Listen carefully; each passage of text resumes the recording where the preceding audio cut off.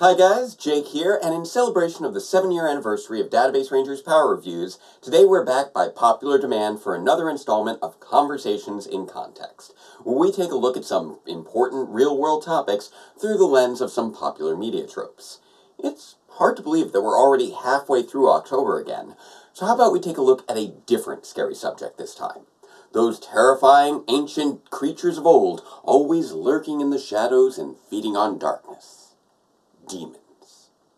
Let's dive in. On February 12, 2000, after going Zeo, shifting into Turbo, flying into space, and exploring the Lost Galaxy, Power Rangers decided to bring things back down to Earth, with the premiere of Power Rangers Lightspeed Rescue, the first season to have no carryover characters from seasons past, giving us a clean break and kicking off a new era of the franchise. Although the premise of some hapless humans unleashing ancient evil creatures from their prison, kicking off the recruitment of a team of multi-hued spandex-clad young heroes, was something of a rehash of the original Day of the Dumpster from 1993, Operation Lightspeed presented us with a far more Earth-centric series, not only giving us the first set of human-created powers, but also the first team of solely Earth-based villains, the Demon Army of Queen Bansheera. Even now, years later, despite plenty of terrestrial villains emerging in the form of mutants, orgs, Morlocks, Nihilocks, spirits, genetic experiments, advanced artificial intelligences, and one angry ninja warlord in a luchador mask, the demons still stand out as rather unique in the long history of the franchise, and a large part of that comes down to their motivations. You see, unlike the majority of Power Rangers villains, the demons were not in pursuit of planetary conquest, or at the very least, were not initially presented as such.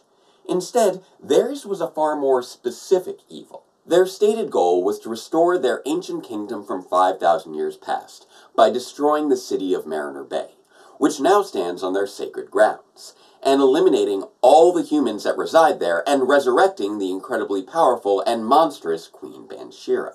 One of the fascinating things about this motivation is that it is not just a generalized form of evil. It's actually quite specific, and even though this goal of restoring past glory through the destruction of a group that you have designated to be a treacherous and inferior enemy may not be something that has appeared much in Power Rangers, it has appeared a fair bit in other media, and most definitely in real life.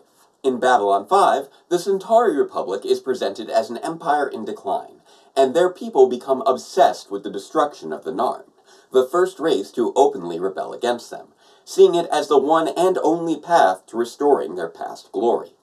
In this endeavor, they ally themselves with some of the darkest forces in the galaxy, resort to weapons of mass destruction, and continue to encroach upon other territories even after their war is won.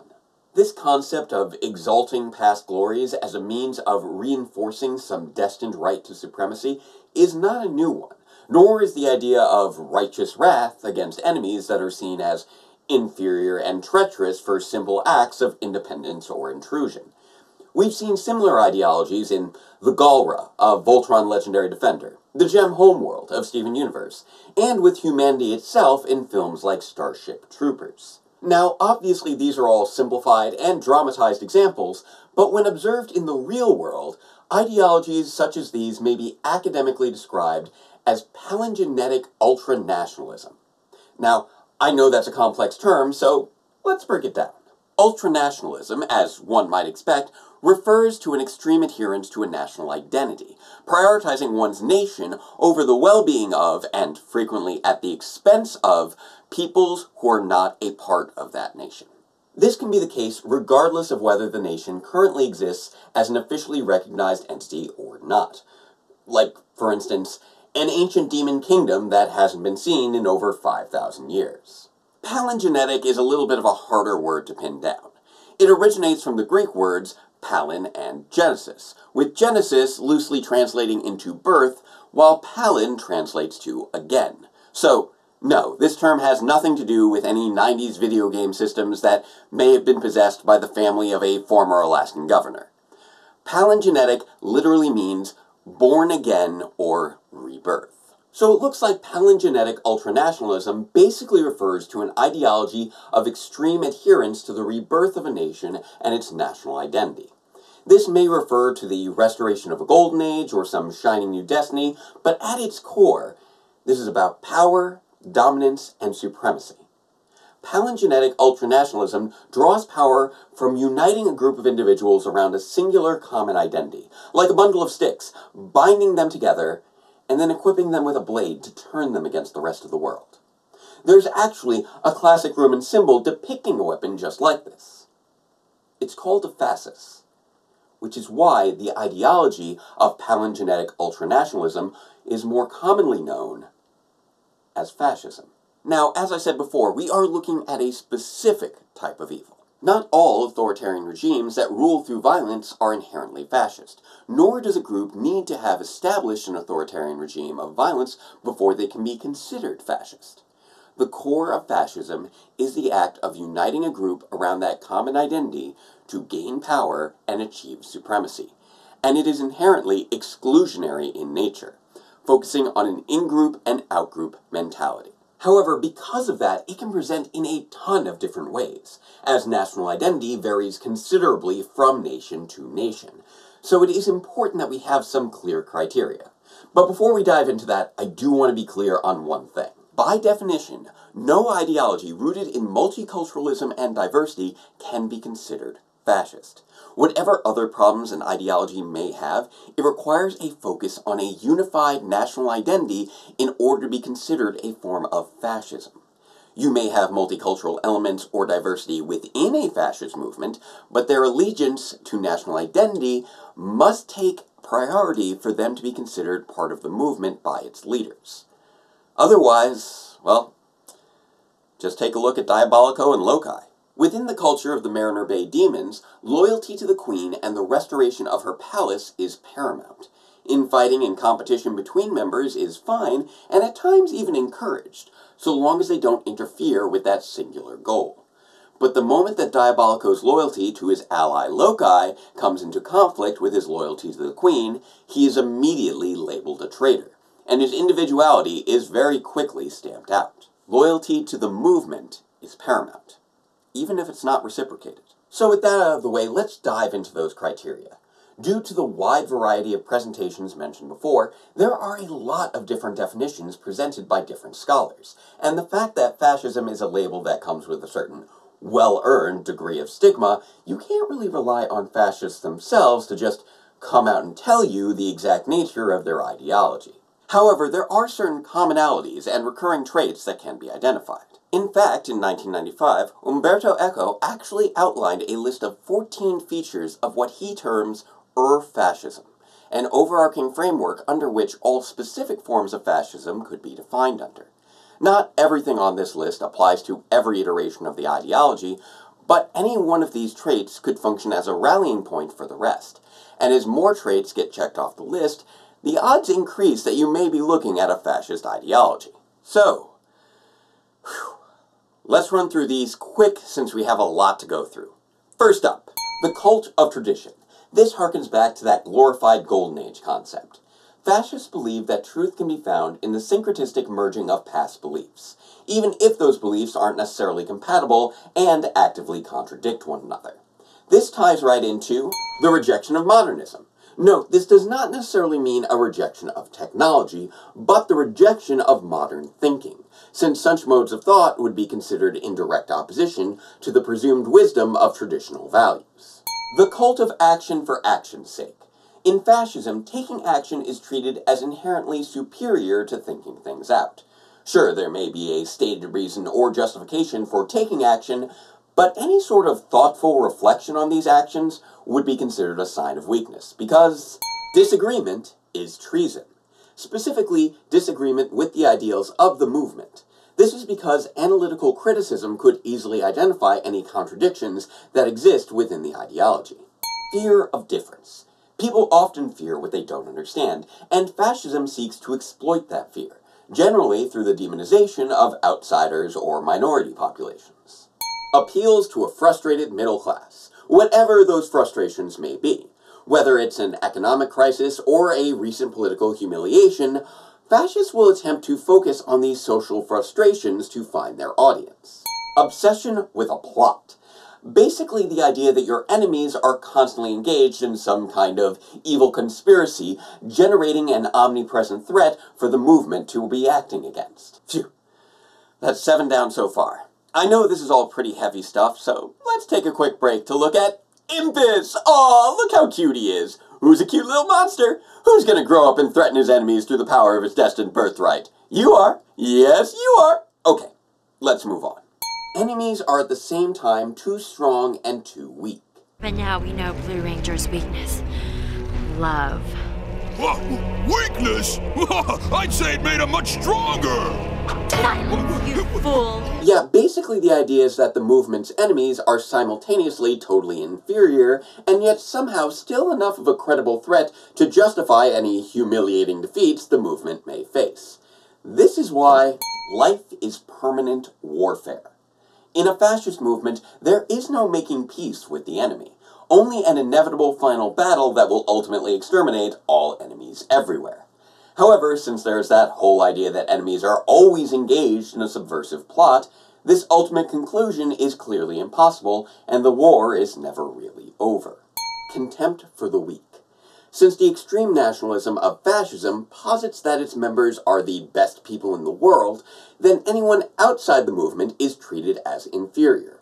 And even those within the movement are treated as inferior to the central leader, who is portrayed as the ultimate pillar of strength.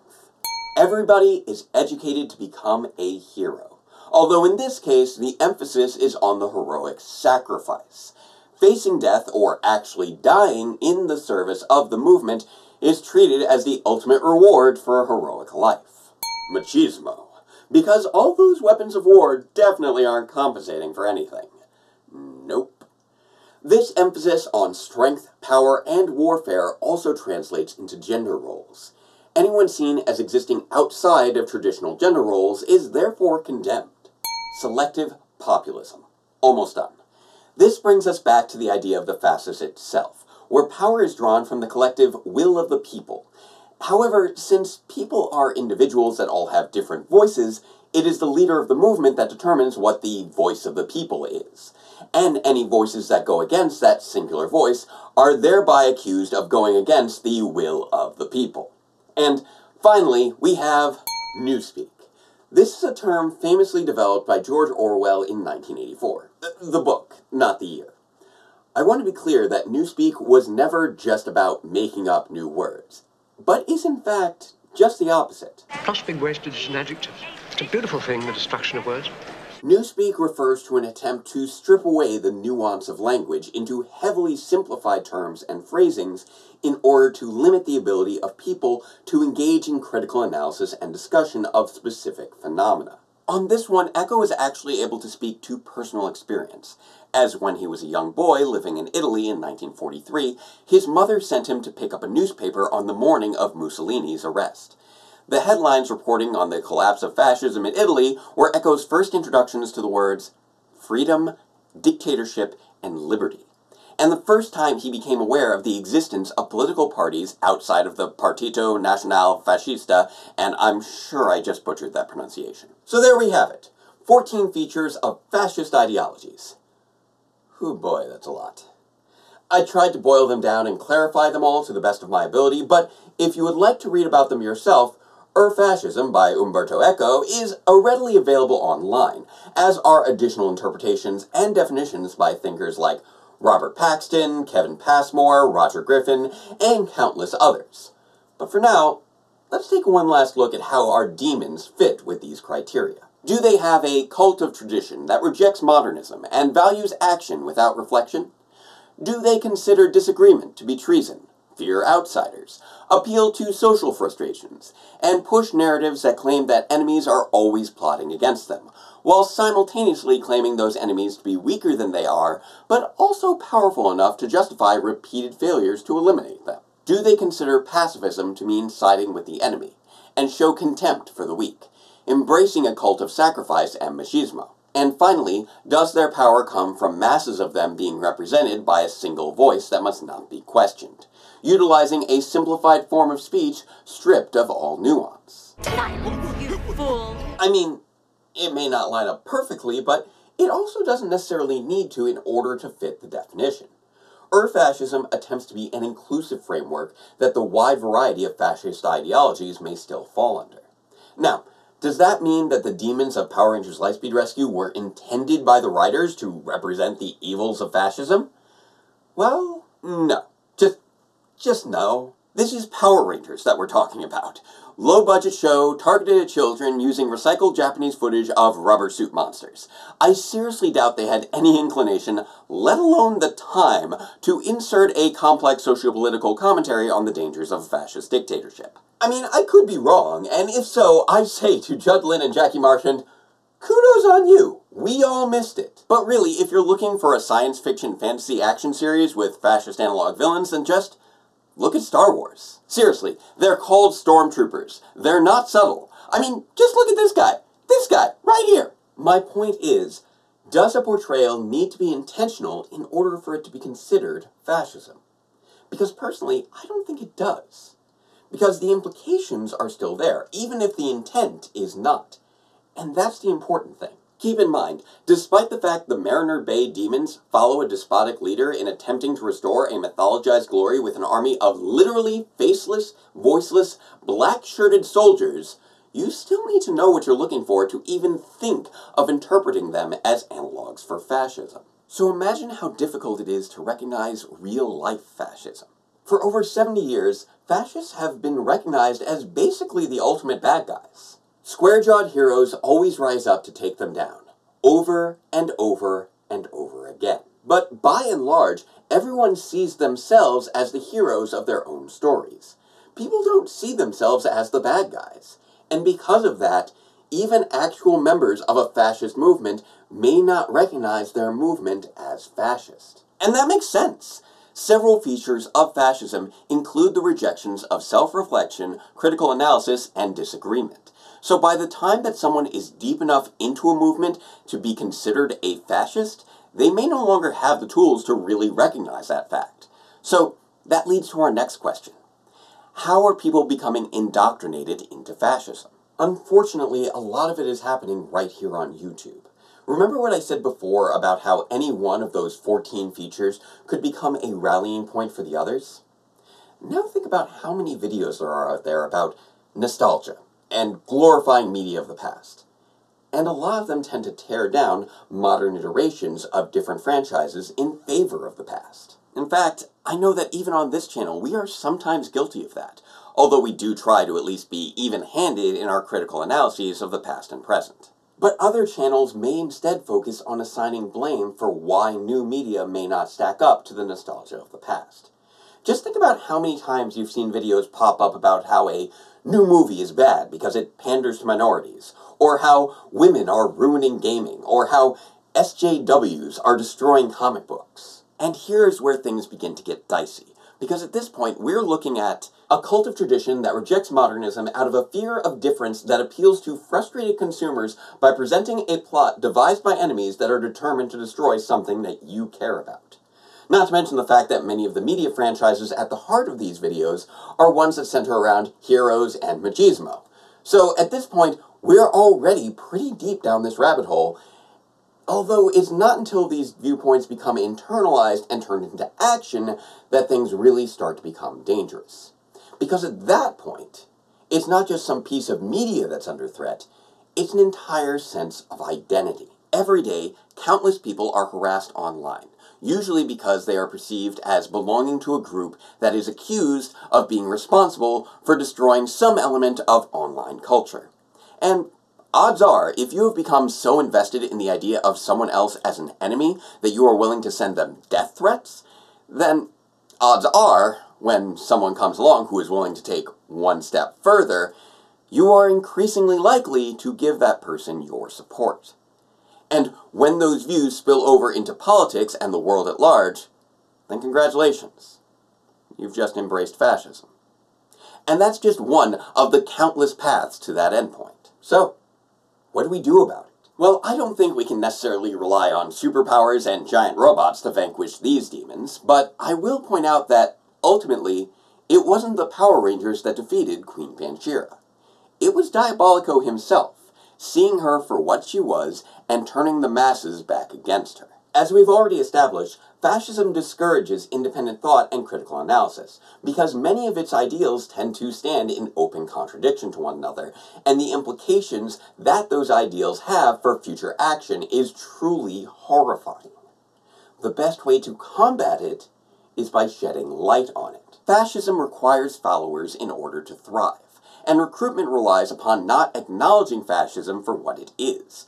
In fact, fascists will often deny that they are promoting fascism by actively working to reframe their arguments as embracing views that run counter to established definitions. But even these techniques can fall apart under closer inspection. For instance, they may dispute features 4 and 5 by claiming that they embrace disagreement and difference. However, more often than not, what they are really embracing is their right to disagree with those outside of their movement, and their right to think differently from those outside of their movement. Everything is framed in such a way as to protect their right to express their viewpoints without consequence, and to cast aspersions on anyone who might call them out, reframing critics as the true enemies, and often, ironically, accusing them as being the true fascists. This is why clear definitions are so important.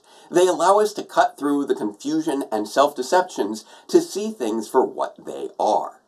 And it's only upon seeing something for what it is that you can actually work to combat it. And it's never too late to fight back. Even Diabolico, the former leader of a literal group of demons, was eventually able to recognize the flaws and dangers of continuing to follow his queen and her cause, rejecting her and ultimately aiding in her defeat. So if you or someone you know has become entangled in a fascist movement, it's not too late to step away. The support of good friends and family members can help combat the feelings of persecution that lead to embracing fascist ideals. And there are actually groups out there that provide support, like Life After Hate, which works to rehabilitate former white supremacists. You can support Life After Hate right here. And beyond that, just try to spread awareness. Just being aware of the definition of fascism and how it manifests can make a difference. So, feel free to share this video, or do your own research and share what you find with the rest of the world. Because I do believe, without making any other value judgment, and based solely off the criteria that we've laid out here, that the United States is currently experiencing a new wave of fascism. And it's up to us to fight it. Now, that's just a conclusion that I've drawn. Maybe you believe otherwise. Or maybe you live in another country and you don't believe that fascism is currently a threat there. But either way, I want to ask you this. When you look at these definitions, and you look at the world around you, do you see the rise of demons looking to make Mariner Bay great again? And with that, I just want to say thank you one last time for all of your support over the last 7 years. Database Rangers Power Reviews has been a true labor of love, and it wouldn't be possible without you. I also hope to continue to make videos like these to provide context to spark interesting and meaningful conversations. This topic in particular is one that I've been meaning to tackle for a long time. And there's even more that I would have loved to go into, especially as a Jewish American, but for right now, please, by all means, share your thoughts in the comments below. This summer, we finally passed 3,000 subscribers, and although that may not seem like much in the grand scheme of things, that means over 3,000 sets of eyes, over 3,000 sets of ears, and over 3,000 voices capable of speaking out. Together, I believe that we can make a difference. So, until next time, farewell, Ranger fans, and let the power protect you.